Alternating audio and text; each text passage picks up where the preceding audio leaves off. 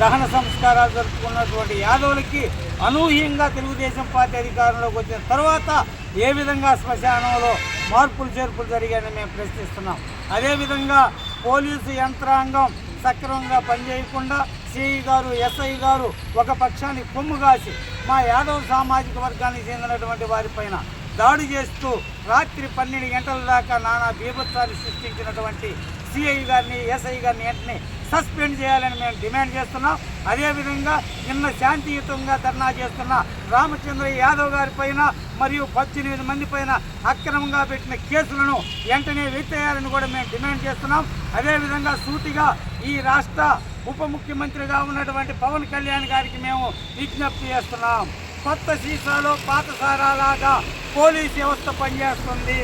ఆనాడు ఆ గవర్నమెంట్కి, ఈనాడు ఈ గవర్నమెంట్కి చేస్తుంది తప్ప ప్రజాస్వామ్యబద్ధంగా ప్రజలకు అనుకూలంగా నడవట్లేదు.